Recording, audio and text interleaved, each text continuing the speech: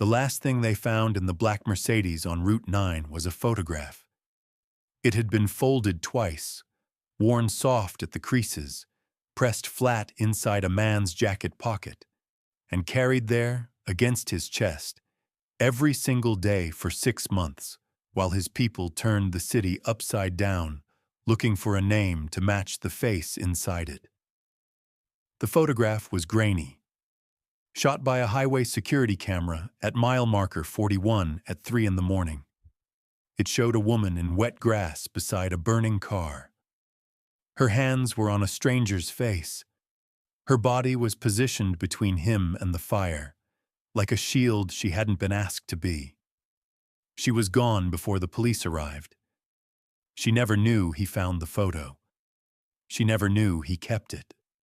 And she had absolutely no idea that the men who arranged that crash were already hunting for her.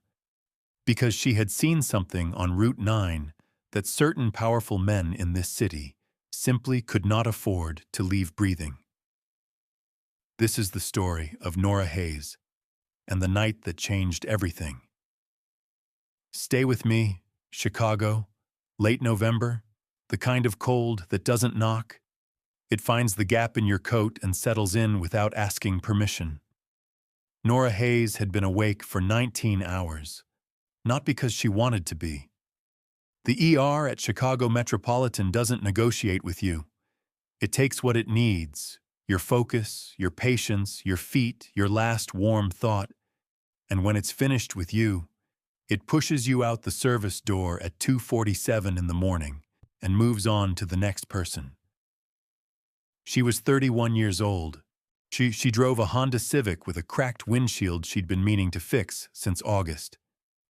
She had a cup of vending machine coffee in the cup holder, her third of the night, already cold by the time she got to it.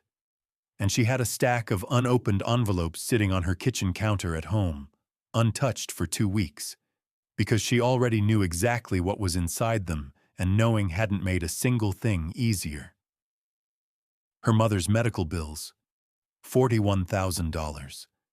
Left behind the way people leave everything when they die before they should. Suddenly, completely, with the paperwork still warm and the person still gone. Nora had been her mother's person, her only person. And when her mother died, the debt didn't disappear. It just changed hands. It landed on the one person who was still standing. 6 months ago, she'd come home to find the apartment half empty. Her fiancé, Corey Blaine, 3 years together, hospital administrator, good at smiling, good at making himself look indispensable to anyone who could advance him, had cleaned out their joint savings account while she was at work. $12,000. The full amount. Gone in a Tuesday morning wire transfer, neat as a filed form. And on the kitchen table, a note. It said simply, "You were never really here." She had not told anyone, not Petra, her closest friend at work. A woman who noticed everything and said it too loud and meant well in a way that would have made the whole thing too real. Not her supervisor. Not the neighbors who waved good morning. She just kept going. Kept showing up. Kept being useful to strangers. Because that was the one thing no one had ever managed to take from her. That was Nora Hayes. The woman no one worried about. The woman everyone leaned on. The woman nobody actually looked at. She pulled onto Route 9 at 2:51 in the morning. The road was empty. The rain had faded to mist. She was thinking about the envelopes. She was thinking about whether she could pick up Saturday's shift without her body staging a revolt. She was thinking about anything at all, except what was waiting for her around the next bend in the road. And then the glow hit her windshield. Orange. Flickering. Wrong. She saw the car before her mind named what she was seeing. Black Mercedes, crumpled against a guardrail, hood destroyed, both front doors caved. Fire, real fire, not television fire. Not a small, contained thing, already deep in the engine block, already reaching for the fuel line. 3 minutes, a part of her brain said immediately. Maybe less. She pulled over. She did not weigh the decision. She grabbed her nursing kit from the back seat, and she ran. The driver's window was broken. The door was buckled completely shut. Nora wrapped her jacket sleeve around her right forearm and punched through the remaining glass with the handle of her kit. The smell of fuel hit her instantly. That specific chemical sweetness her nervous system had learned years ago to translate as the word now. Move now. Do it now. There is no more time. The man inside was large. That was the first thing she registered. Not his face, not what he was wearing, just the sheer physical size of him. The way he completely filled that driver's seat, like the car had been built for him specifically. Head dropped forward. A cut across his right temple, deep, bleeding hard into dark hair. His left hand still rested on the steering wheel, as if some muscle memory in him was still trying to drive. 2 fingers to his neck. Pulse. Strong. Steady. Alive. She exhaled once, just once, then got back to work. "Hey," she said. Her voice came out level. 10 years in the ER had made it that way. "I need you to wake up. We have to move right now." Nothing. "Sir, I'm a nurse. I'm going to get you out of this car. When I say push, I need you to push with your legs. Just your legs. Do you understand me?" His fingers shifted. Barely, a twitch, barely anything at all. But she had worked with barely anything before. It was enough. "Good. And stay with me." The driver's door wasn't giving. She moved fast to the passenger side, wrenched it open on the second try, the metal shrieking against itself. She leaned across and released his seatbelt. The heat was climbing on the back of her neck now, patient, deliberate, the way something climbs when it knows it's going to win and is just choosing its moment. She got one arm under his. "Push, now!" He pushed. She pulled. 40 seconds, 10 feet of gravel, 15, 20, and then the car made a sound she recognized. Low, metallic, pressurized, and the fire reached the fuel tank. The explosion lit up Route 9 like the middle of the day. She was already on her knees in the wet grass, her hands moving on their own. Pupils, pulse, airway, respiration. The body doing the job before the mind can fully panic. Training. 10 years of it. Making her act before fear can stop her. He grabbed her wrist. Iron grip. Absolute. She looked up. One eye open, just one, dark and completely focused. The alert, assessing gaze of a man who had not lost consciousness the way she'd assumed, who had perhaps not been fully unconscious at all. He looked at her, not through her, not past her, at her, with the kind of total attention that very few people had ever aimed directly at Nora Hayes. He said absolutely nothing. And then, in the distance, sirens. Nora ran the arithmetic in 3 seconds. Off-duty nurse. Crash scene at 3 a.m. A car that smelled like a professional hit, not an accident. Her license, her record, the questions she couldn't afford attached to a situation she didn't understand. His pulse was strong. He was conscious. He was going to be fine. She pried his hand from her wrist, gently, carefully, and pressed 2 fingers to his cheek, the way she touched patients when she was leaving and needed them to know it was going to be okay. "Help is coming," she said. "Don't move." She stood up. She walked back to her car. She drove away into the dark and didn't stop. She didn't see the security camera mounted on mile marker 41. She didn't see the black van sitting 400 yards up the road with its engine off.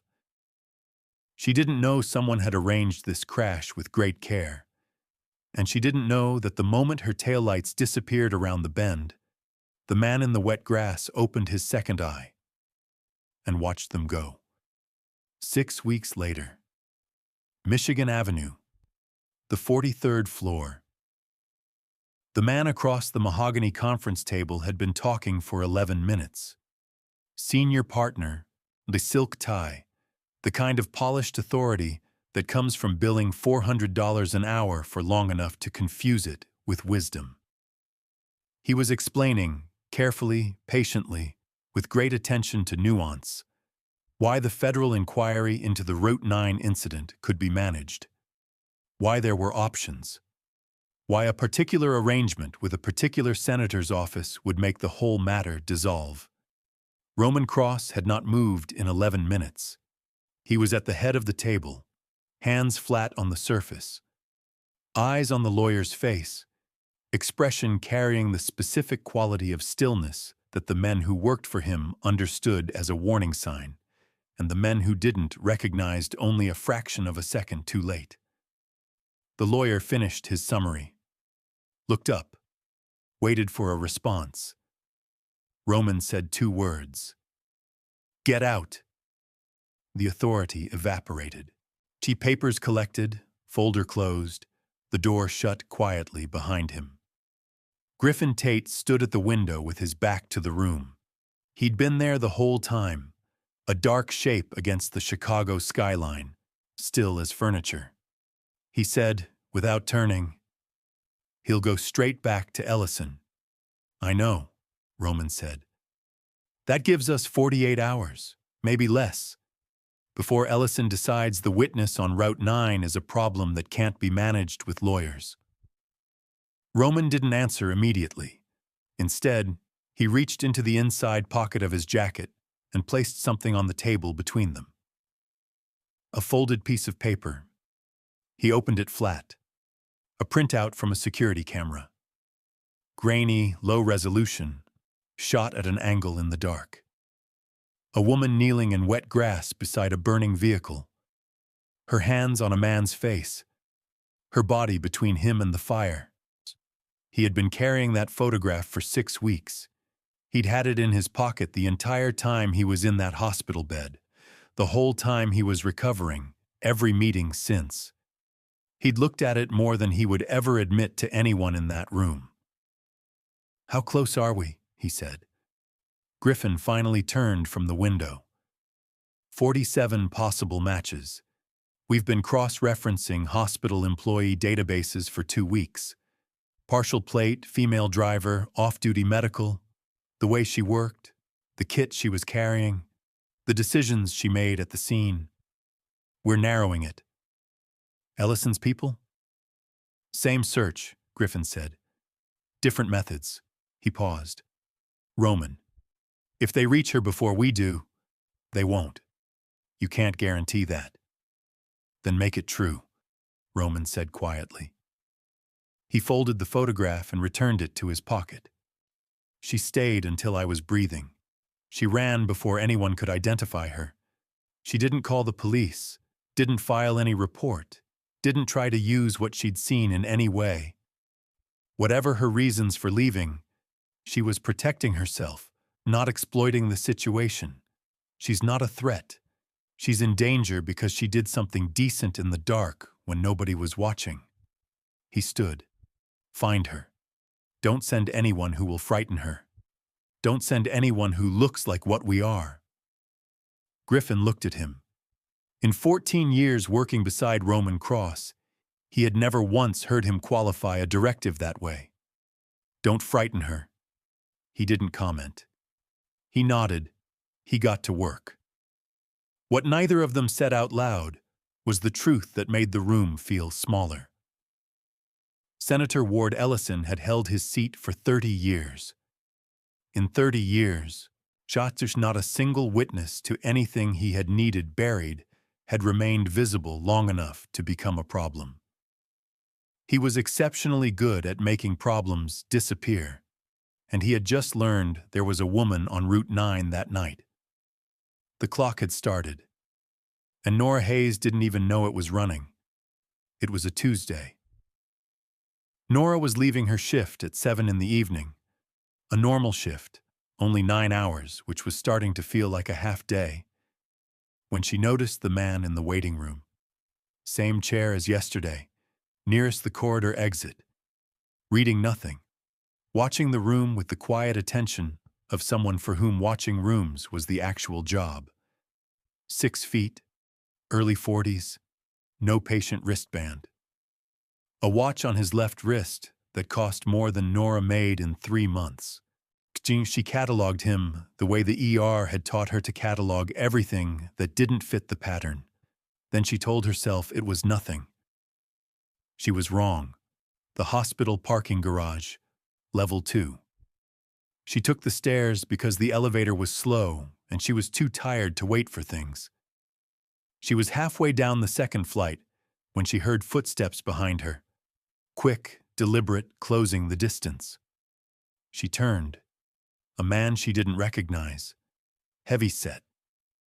A face that had been rearranged at some point by someone who knew how. He stopped when she turned, and he said very quietly, as if they were having a normal conversation, "We know you were on Route 9 6 weeks ago. We need to talk about what you saw." "I don't know what you're talking about," she said. "Yes, you do." He took one step forward. "This can happen here, in or somewhere less comfortable. Your choice. But it's happening either way." He was still moving when a voice came from the dark space between 2 parked cars. Low, unhurried, with the particular quality of stillness that fills a room without needing to raise itself. "It isn't." Griffin Tate stepped out of the shadow. He wasn't holding anything. He didn't need to. Whatever was in his face was sufficient. The man in front of Nora looked at Griffin for exactly 3 seconds. The 3 seconds of someone recalculating risk in real time. And then he walked away without another word, up the ramp and out of sight. Nora did not move. She watched him go. Then she looked at Griffin. He held out a plain white card, a single phone number. Nothing else. "Someone wants to thank you," he said. "He'll call tonight. Choose answer it." Then Griffin turned and walked away too, leaving her alone in the parking garage with a business card and a heartbeat that was going too fast. She went home. She made tea she didn't drink. She sat on the edge of her couch and watched her phone on the cushion beside her. At 9:43, it rang. Unknown number. She answered. The voice on the other end was low and even and unhurried, the voice of a man who had never needed volume to be heard. It said, "You saved my life on Route 9. The man who approached you tonight works for the people who put me in that car. There will be others. I'd like to make sure they don't reach you." A pause. Then, "That's all this is." "How do I know you're not one of them?" she said. A beat. Then, "You don't. But you're still breathing. And they've had 3 chances. What do you want from me?"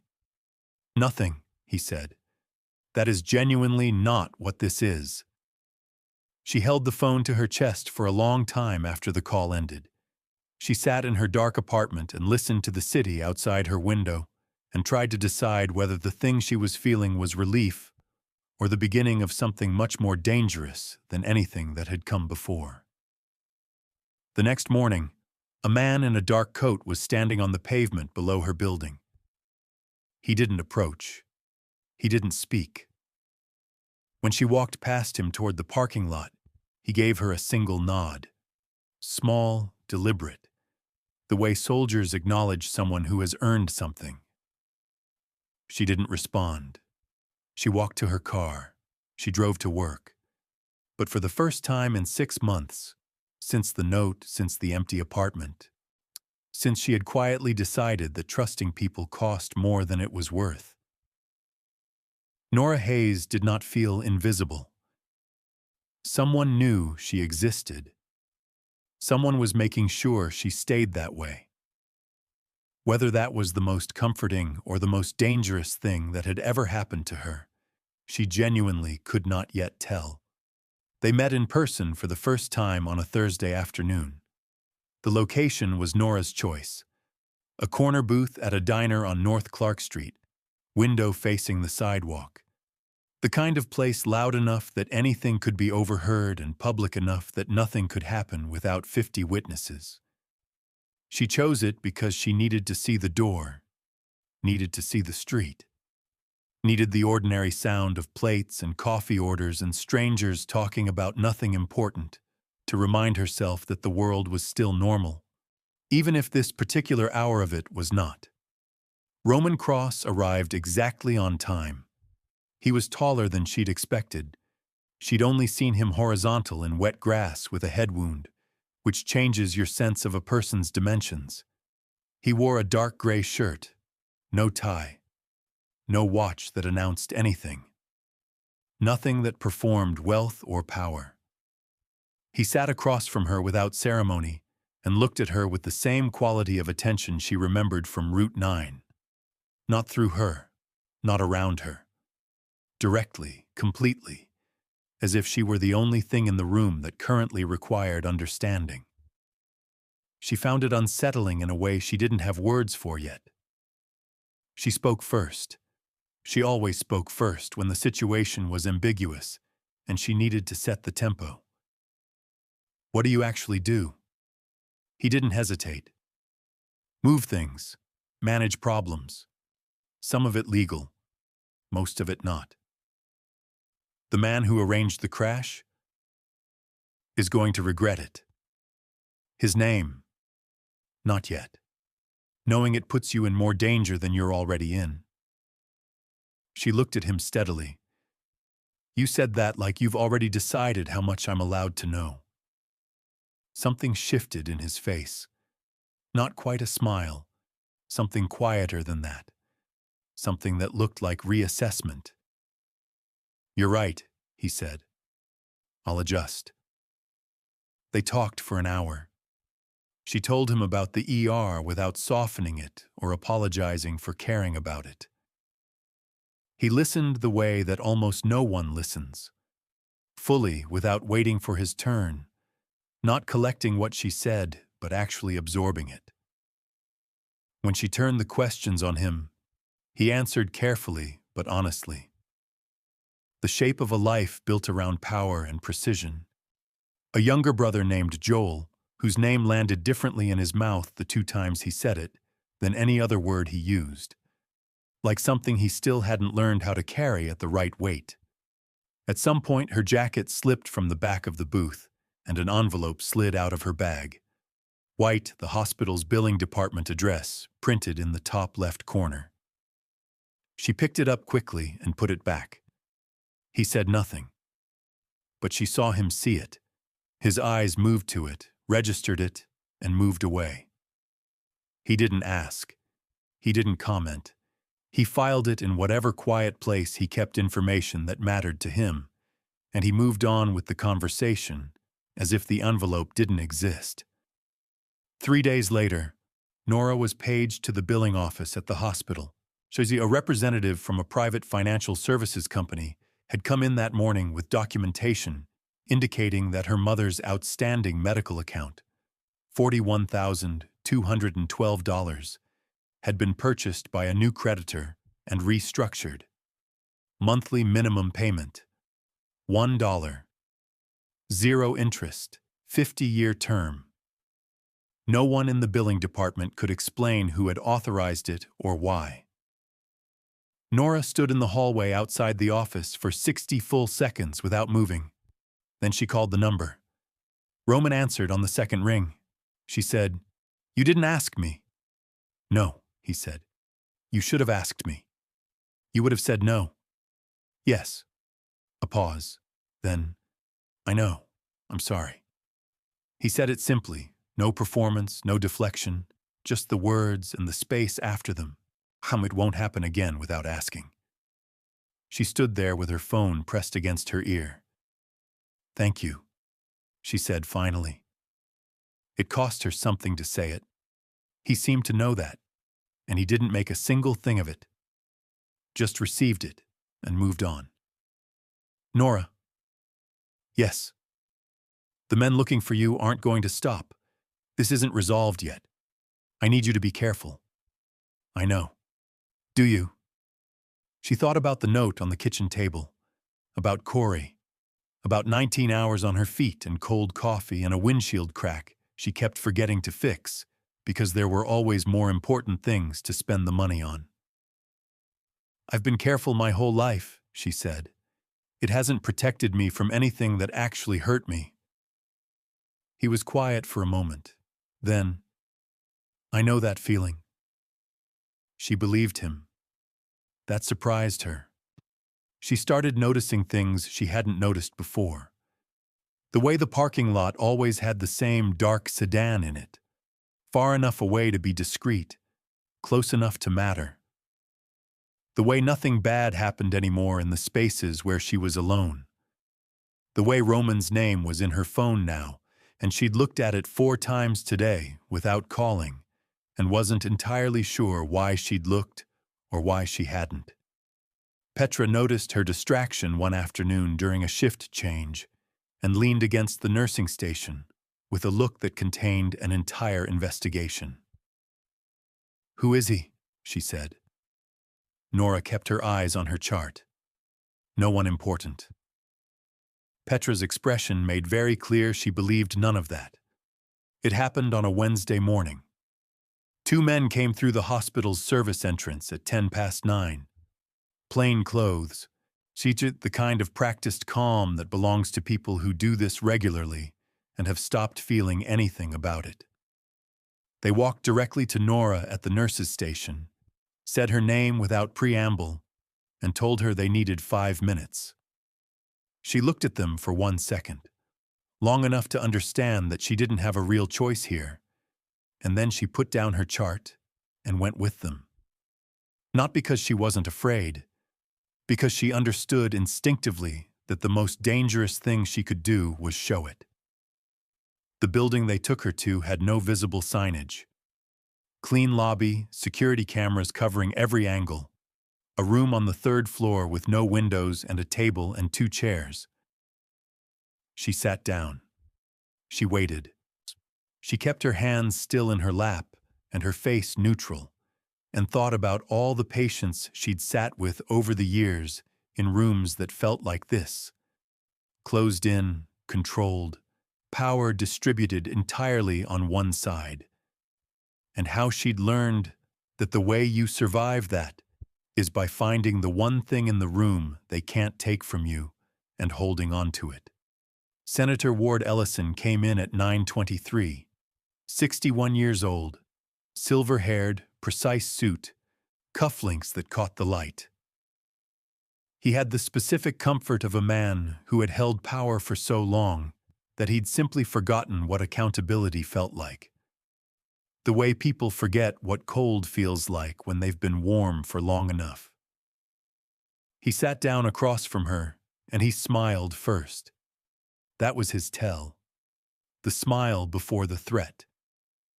She noted it. She let nothing show on her face. "Miss Hayes," he said, "I'll be brief, because I respect your time. You were present on Route 9 approximately 6 weeks ago. I need you to state, officially and on record, that you were not. In exchange for that cooperation, your nursing license audit, currently pending review, will be closed without action, and the outstanding medical debt associated with your late mother's account, $41,000, will be fully discharged." Quietly.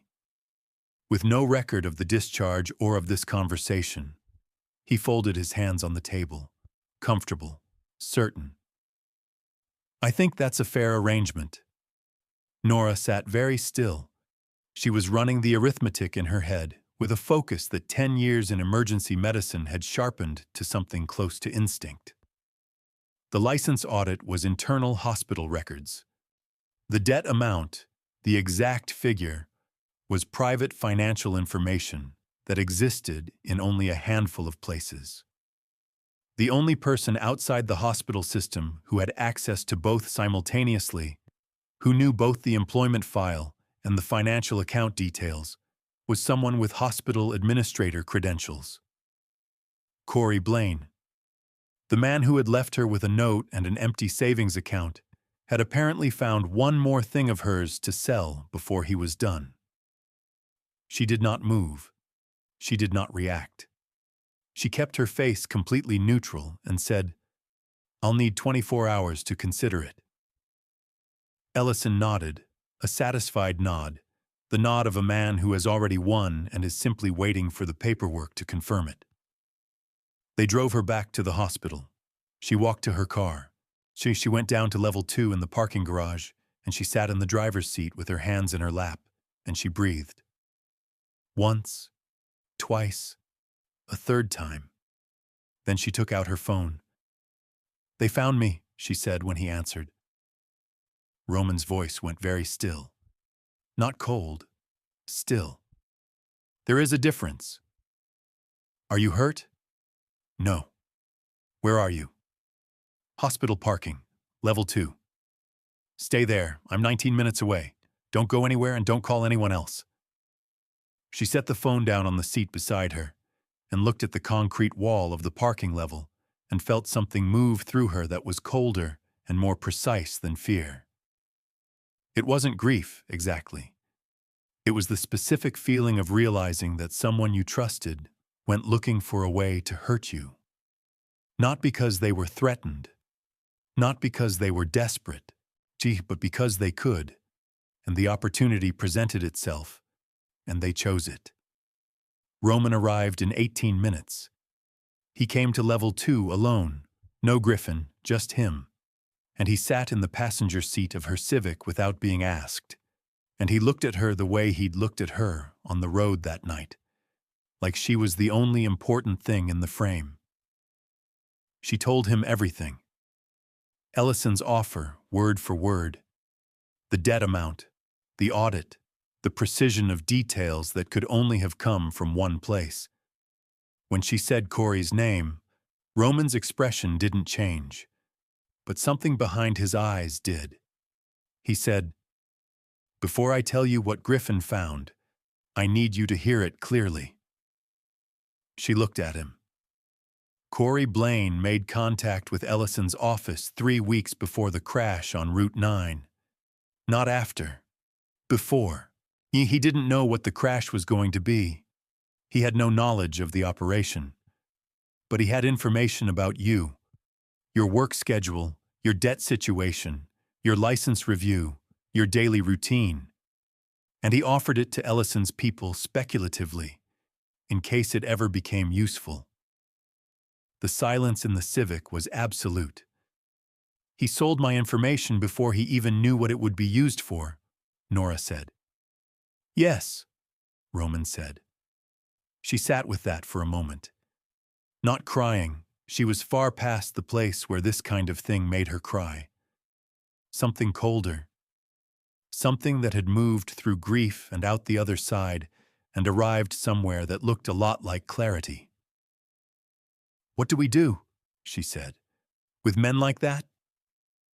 Roman looked at her for a long moment. "We make sure they never have access to anyone's information again. And we make sure Ellison is the last person on Earth who ever profits from knowing your name." "How?" "Griffin," he said simply, "has been building a file on Ellison for 4 months. It's time." The file went to the federal prosecutor's office in Washington at 7 o'clock the following morning. Not the Chicago district office. That line had been compromised. The deputy director's office directly, delivered through a secure channel with a chain of documentation that had been assembled with 4 months of meticulous, patient work. Financial transfers from Ellison's private accounts to Cayman Islands funds, routed through 3 different holding companies. Encrypted communications between Ellison's personal attorney and the men who arranged the Route 9 operation. It's on a testimony from a former Senate staffer who had been holding her sworn statement for 2 years, waiting for someone with enough credibility and enough muscle to make sure it actually reached the right desk. It was the kind of file that doesn't leave room for negotiation. But before the federal agents arrived at Senator Ellison's office, Roman Cross paid a visit first. It was 9 in the morning. He walked through the lobby of Ellison's Michigan Avenue building without stopping. The receptionist stood up. He kept walking. 2 security staff stepped forward from the waiting area. They saw Griffin Tate coming through the door directly behind him, and they stepped back without a word exchanged. Roman opened the door to Ellison's private office without knocking and walked in. Ellison was on the phone. He looked up. His face moved through 3 expressions in under 2 seconds. Surprise, then the practiced authority he used to manage interruptions, then something much quieter and much more honest than either of those. Roman Cross sat down across from him without being invited. He set nothing on the desk. He didn't raise his voice. He said, "You're going to call your attorney. When he arrives, you will instruct him to negotiate a voluntary resignation from your Senate seat by Friday morning. You will authorize full cooperation with the federal investigation that begins in approximately 90 minutes. And you will ensure that every document connecting Senator Ward Ellison to the Route 9 incident, including the one connecting it to a woman named Nora Hayes, is disclosed in that cooperation." Ellison's jaw tightened. "You don't walk into my office and—" "Senator." Roman's voice didn't change. It didn't need to. In 87 minutes, agents are going to walk through that lobby with a warrant.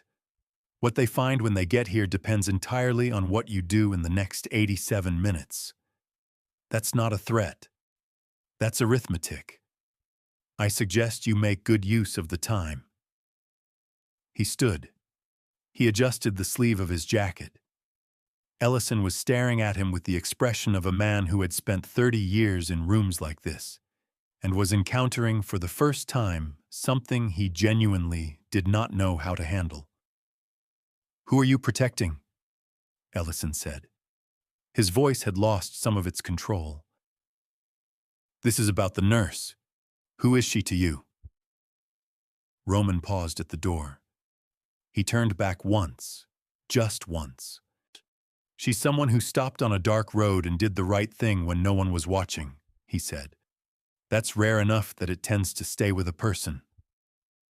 Then he left.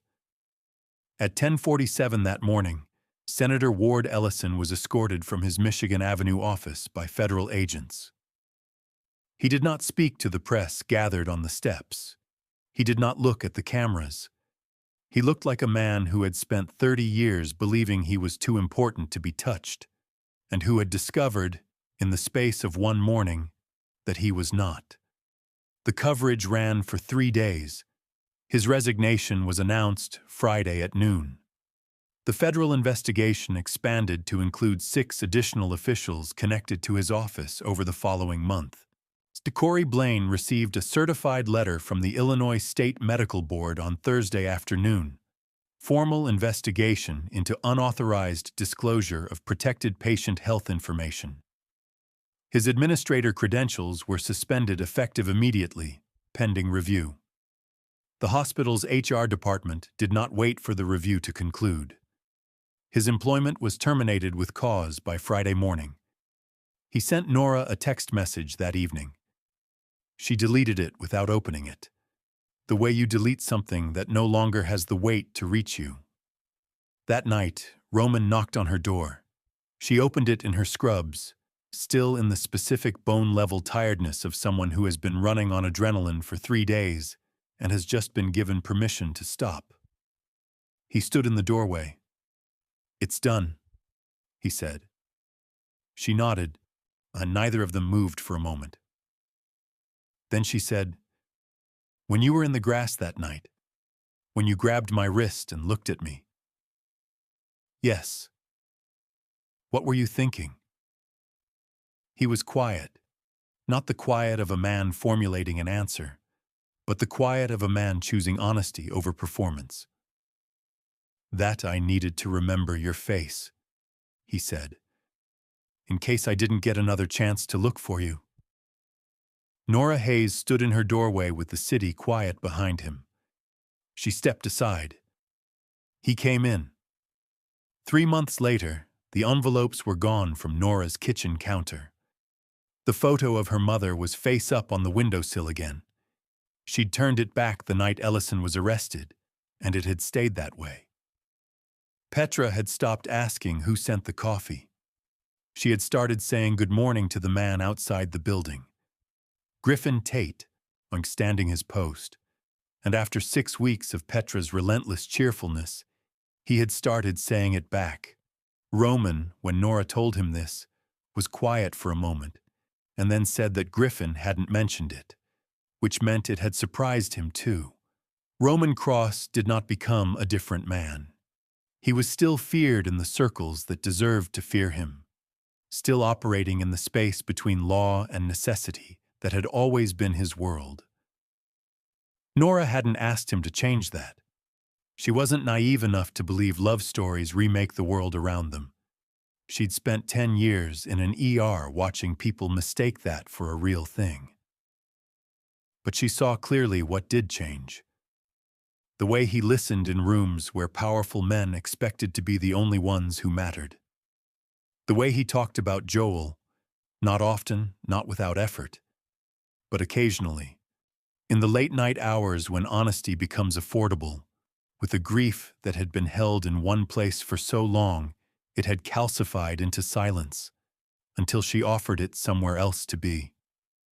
The way he showed up, not to protect her, not only that, to be present in the ordinary ways that don't announce themselves.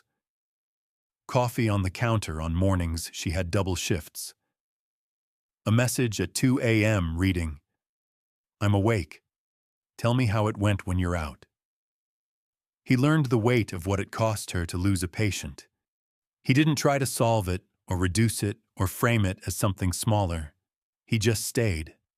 And Nora Hayes, who had spent 3 years being told by the man she'd loved that she was never really there, found herself, slowly, carefully, in the way that real things grow, becoming someone who was entirely, undeniably present. On a Sunday morning in February, she was at her kitchen table finishing a chart she'd brought home. He was across from her, reading something, his coat draped over the back of her chair.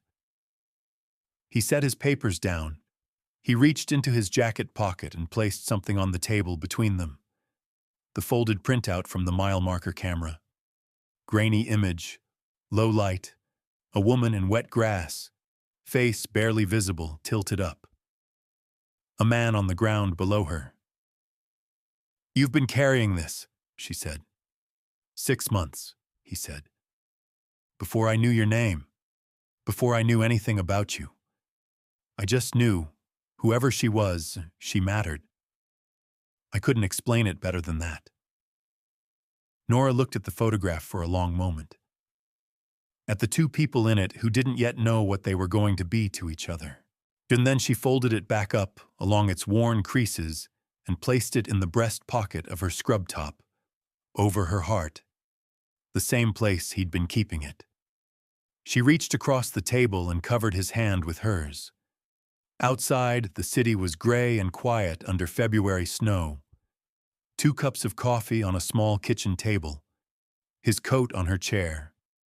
Everything else, the danger, the fire, the 6 months of searching, all of it, had led, in the end, to this. One quiet Sunday morning, and the warmth of a hand you chose to hold. Nora Hayes stopped on a dark road because she couldn't live with herself if she didn't. That is the whole of it. She didn't calculate the risk first. She didn't wait to see if someone else would stop. She didn't weigh what she might lose against what she might gain. She saw a burning car. She ran toward it. She held a stranger's face in her hands, and she talked to him until he breathed. And then, because her situation made staying impossible, she ran. She didn't get credit for it. No one saw it. No one thanked her. She disappeared before the cameras arrived, and she carried it alone for 6 months, in the way that quiet people carry the right things they've done. Privately, without applause, without being certain it mattered to anyone but them. That is what real courage looks like.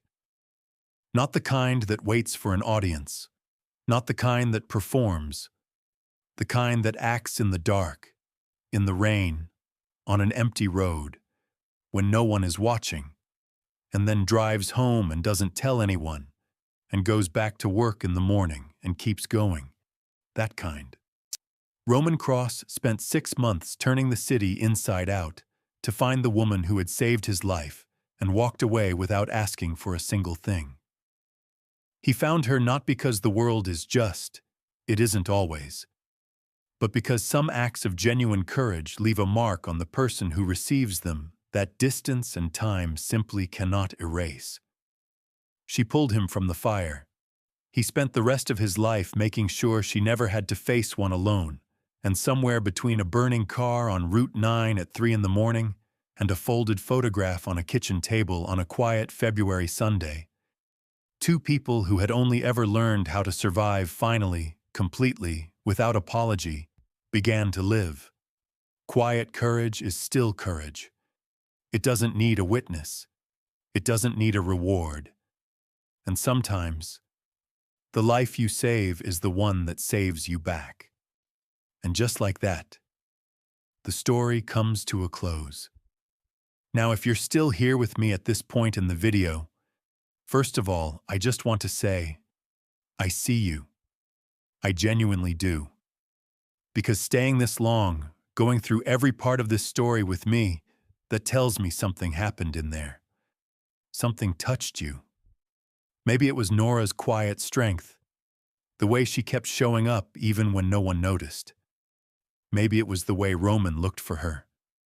Not because she was loud or obvious or asked to be found, but because what she did in the dark left a mark he couldn't shake. Or maybe, and I think this one hits the most, maybe it was the betrayal. The moment you realize the person who was supposed to know you best used that knowledge as a weapon. If any of that landed close to home, I need you to hear this next part. Marcus Aurelius, one of the greatest minds in human history, wrote this in his private journal, a book we now call Meditations, never meant to be published. Just a man talking honestly to himself. You have power over your mind, not outside events. Realize this, and you will find strength. He wasn't talking about controlling the world around you. He was talking about the one thing no one can ever take, the way you choose to respond to it. Nora didn't get to choose the crash. She didn't get to choose Corey's betrayal or Ellison's threats. But she chose, every single time, not to become small because of it. She chose to stay decent, to act, to run toward the fire when everything in her said she had every reason to keep driving. And here's the thing about that. The thing I want you to hold on to after you close this video. The people who hurt you were counting on you to disappear, to go quiet, to decide that the cost of being yourself was too high. But quiet courage is still courage. The act no one witnessed still happened. The kindness no one thanked you for still changed something. And sometimes, not always, but sometimes, the world circles back. The life you saved becomes the one that finds you. The door you opened in the dark ends up being the one that opens for you. Epictetus said it simply, and I think it's the truest thing. It's not what happens to you, but how you react to it that matters. Nora's whole life was a reaction, and it was a good one. So here's what I'm going to ask you to do right now. Not for me, but for yourself, and maybe for someone else you love. If this story reminded you of your own strength, if it gave you one moment of, "I'm not the only one," if it made you feel something you needed to feel, please hit the like button. It takes 1 second, and it tells me that this kind of story matters to you. Share it with the person in your life who needs to hear that their quiet courage counts. And if you haven't already, subscribe to this channel and turn on the bell. Because I make these stories for people exactly like you. People who are still standing. People who choose to act even when no one is watching. People who are braver than they've ever been given credit for. I'll see you in the next one.